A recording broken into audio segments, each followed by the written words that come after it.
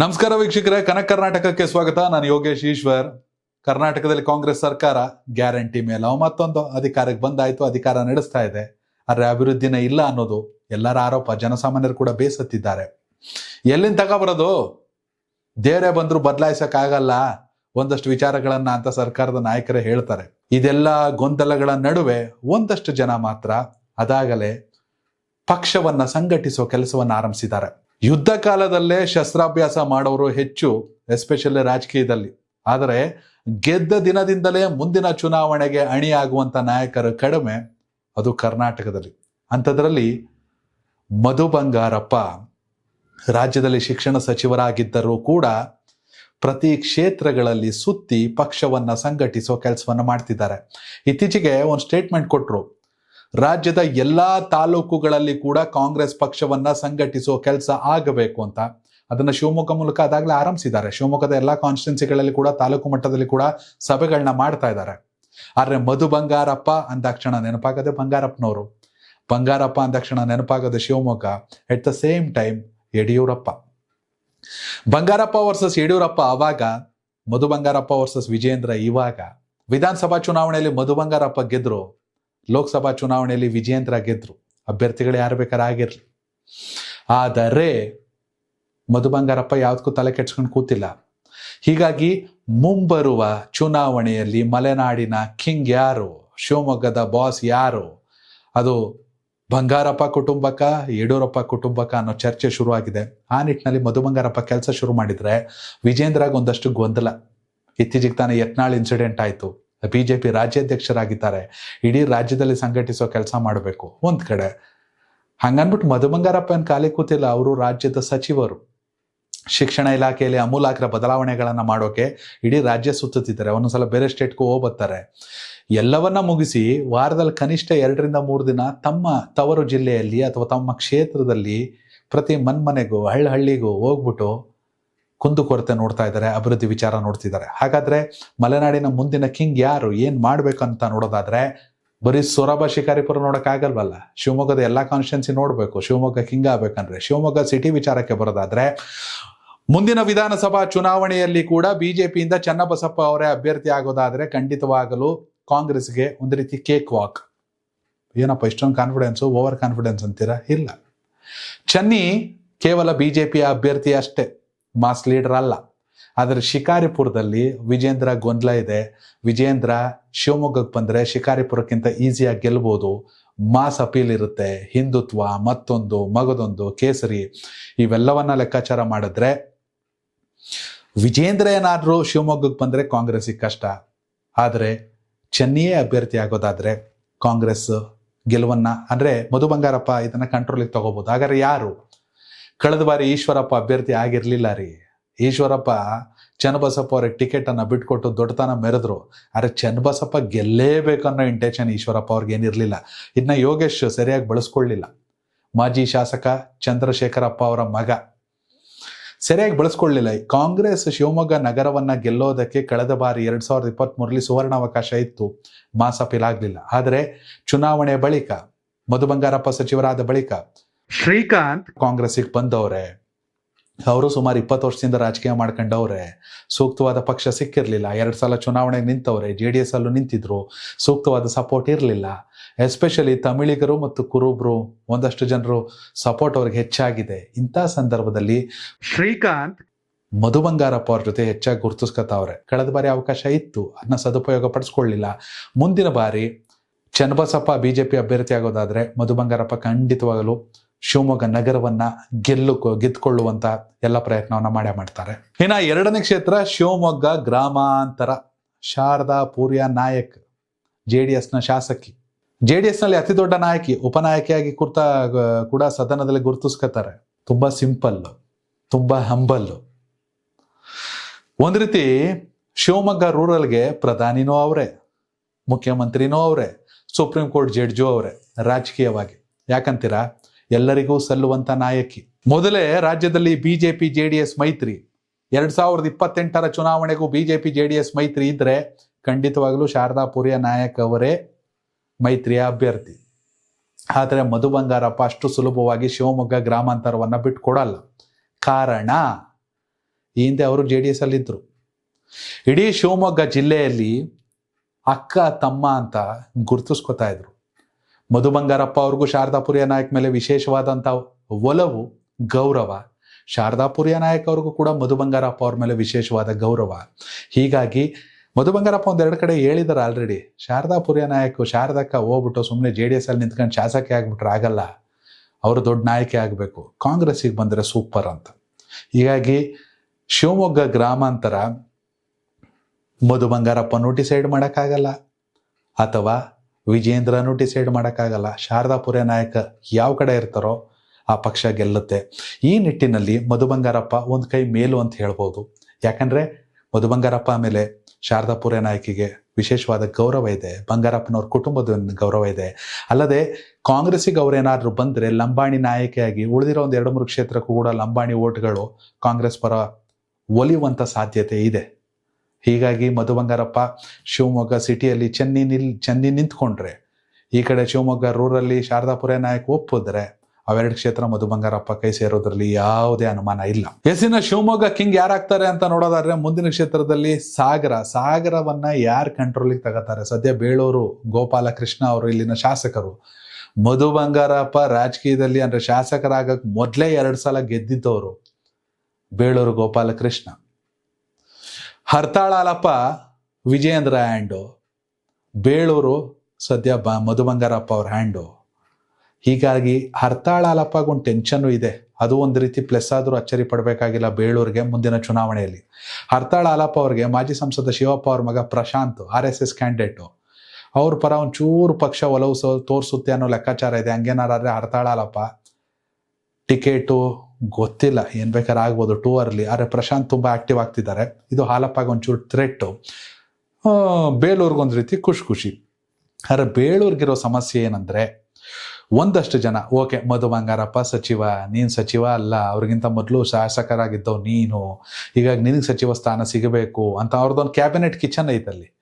ಅವ್ರ ಮಾತು ಕೇಳ್ಕೊಂಡು ಮುಂದುವರೆದ್ರೆ ಖಂಡಿತವಾಗ್ಲೂ ಮಧು ಬಂಗಾರಪ್ಪಗೆ ಹಿನ್ನಡೆ ತರ್ಬೋದು. ಹಂಗನ್ಬಿಟ್ಟು ಬೇಳೂರು ಗೋಪಾಲಕೃಷ್ಣ ಏನು ಸಕ್ಸಸ್ ಆಗಿಸ್ತಾರೆ ಅನ್ನೋದು ಸುಳ್ಳು. ಹೀಗಾಗಿ ಬೇಳೂರು ಗೋಪಾಲಕೃಷ್ಣ ಅವ್ರಿಗೂ ಕೂಡ ಕ್ಯಾಬಿನೆಟ್ ದರ್ಜೆ ನಿಗಮ ಮಂಡಳಿ ಇದೆ. ಹೀಗಾಗಿ ಸಚಿವರು ಯಾರು ಬೇಕಾದ್ರೆ ಆಗಲಿ, ಶಿವಮೊಗ್ಗದಲ್ಲಿ ನಾವು ಕಾಂಗ್ರೆಸ್ನ ಗೆಲ್ಲಿಸ್ಬೇಕು ಅಂತ ನುಗ್ಬಿಟ್ರೆ, ಮಧು ಬಂಗಾರಪ್ಪಗೆ ಸಾಥ್ ಕೊಟ್ಬಿಟ್ರೆ, at the same time Madhu Bangarappa ಕೂಡ ಬೇಳೂರನ್ನ ವಿಶ್ವಾಸಕ್ಕೆ ತಗೊಂಡು ಹೋಗ್ಬಿಟ್ರೆ, ಅಲ್ಲಿಗೆ ಸಾಗರನ ಕೂಡ ಕೈವಶ ಮಾಡಿಕೊಡೋದ್ರಲ್ಲಿ ಯಾವುದೇ ಅನುಮಾನ ಇಲ್ಲ.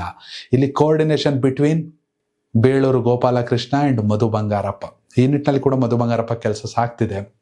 ಆದರೆ ವಿಜೇಂದ್ರ ಹರ್ತಾಳ ಹಾಲಪ್ಪ ಅವ್ರ ಜೊತೆಗೇ ಹೋದರೆ ಏನು ಬೇಕಾದ್ರೆ ಡಿಫ್ರೆನ್ಸ್ ಆಗ್ಬೋದು.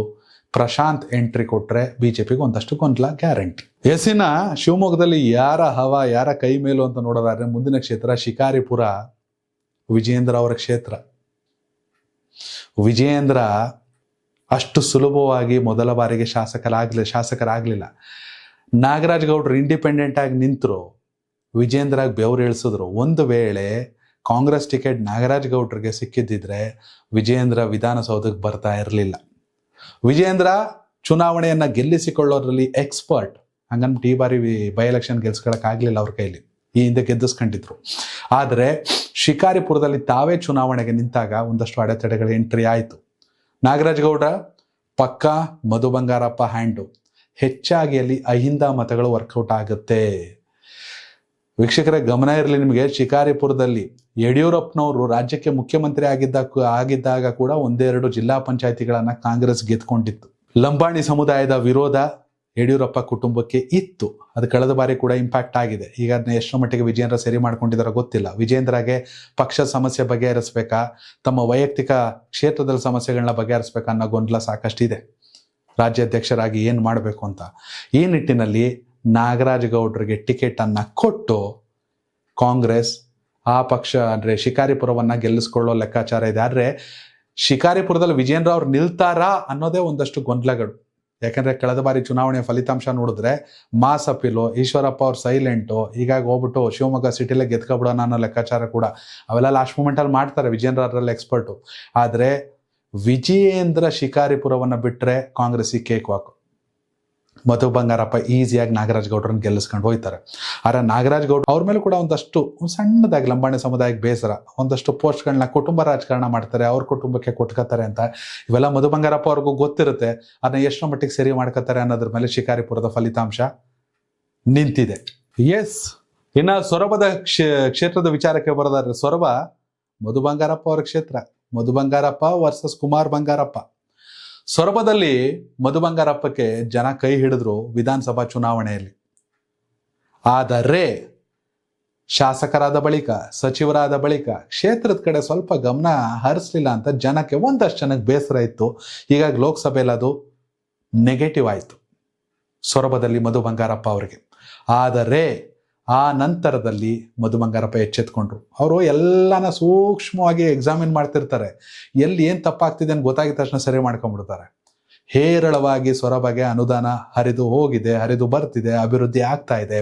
ಅಲ್ಲದೆ ಊರಲ್ಲಿ ಸಾವು, ಮುಂಜಿ, ನಾಮಕರಣ, ಮದುವೆ, ನಿಶ್ಚಿತಾರ್ಥ ಯಾವ್ದನ್ನೂ ಬಿಡ್ತಾ ಇಲ್ಲ ಮಧು ಬಂಗಾರಪ್ಪ. ಜನರ ಜೊತೆ ಸಚಿವರಾಗಿದ್ರು ಕೂಡ ಜನರಿಗೆ ಹೆಚ್ಚಿನ ಸಮಯವನ್ನು ಕೊಡ್ತಿದ್ದಾರೆ. ಸಿಕ್ಕವ್ರ ಹೆಗ್ಲ ಮೇಲೆಲ್ಲ ಕೈ ಹಾಕೊಂಡು, ಯಾಕಂದ್ರೆ ಮಾಸ್ ಲೀಡರ್ ಬೆಳೆಯೋದೇ ಹಂಗೆ, ಎಲ್ಲರನ್ನ ವಿಶ್ವಾಸಕ್ಕೆ ತಗೊಂಡು ಹೋಗ್ತಿದ್ದಾರೆ. ಜನ ಕೂಡ ಈಗ ಮಧು ಬಂಗಾರಪ್ಪನ ಮೆಚ್ಕೊಂಡಿದ್ದಾರೆ. ಅಟ್ ದ ಸೇಮ್ ಟೈಮ್ ಮಧು ಬಂಗಾರಪ್ಪಕ್ಕೆ ವಿರೋಧಿಯಾಗಿದ್ದಂತಹ ಕುಮಾರ್ ಬಂಗಾರಪ್ಪ ಇದೀಗ ವಿಜಯೇಂದ್ರ ವಿರುದ್ಧ ನಿಂತಿದ್ದಾರೆ. ವೀಕ್ಷಕರೇ, ರಾಜಕೀಯನ ಗಮನಿಸಬೇಕು. ಇದೇ 1 ವರ್ಷದ ಹಿಂದೆ ಲೋಕಸಭೆ ಚುನಾವಣೆ ಸಂದರ್ಭದಲ್ಲಿ ಕುಮಾರ್ ಬಂಗಾರಪ್ಪ ವಿಜಯೇಂದ್ರ ಜೊತೆಗೆ ನಿಂತಿದ್ರು. ಆದರೆ ಈಗ ಕುಮಾರ್ ಬಂಗಾರಪ್ಪ ಯತ್ನಾಳ್ ಬಣ ವಿಜಯೇಂದ್ರಗೆ ವಿರುದ್ಧವಾಗಿ ನಿಂತಿದ್ದಾರೆ. ಇದು ಮಧು ಬಂಗಾರಪ್ಪಗೆ plus. At this moment ಸೊರಬದಲ್ಲಿ Madhu Bangarappa ತುಂಬಾನೇ ಪವರ್ಫುಲ್ ಆಗಿದ್ದಾರೆ. ಸಚಿವರಾಗಿ, ಕ್ಷೇತ್ರದ ಮನೆ ಮಗ ಆಗಿ, ಬಂಗಾರಪ್ಪ ಅವರ ಮಗನಾಗಿ, ಎಲ್ಲಕ್ಕಿಂತ ಹೆಚ್ಚಾಗಿ ನೆಚ್ಚಿನ ಜನಪ್ರತಿನಿಧಿಯಾಗಿ ಕೆಲಸ ಮಾಡ್ತಿದ್ದಾರೆ. ಹೀಗಾಗಿ ಇದೇ ರ್ಯಾಪನ್ನು ಮುಂದುವರ್ಸ್ಕೊಂಡು ಹೋದ್ರೆ ಬೆಂಗಳೂರಲ್ಲಿ ಕೂತ್ಕೊಂಡು ಸೊರಬದಲ್ಲಿ ಎಲೆಕ್ಷನ್ನ ಗೆದ್ಕೊಬಿಡ್ಬೋದು ಮಧು ಬಂಗಾರಪ್ಪ ಅನ್ನೋ ಚರ್ಚೆಗಳು ನಡೀತಾ ಇದೆ. ಹೀಗಾಗಿ ಸೊರಬನ ಕೂಡ ಕಂಟ್ರೋಲಿಗೆ ತಗೊಳ್ಳೋದ್ರಲ್ಲಿ ಯಾವುದೇ ಅನುಮಾನ ಇಲ್ಲ.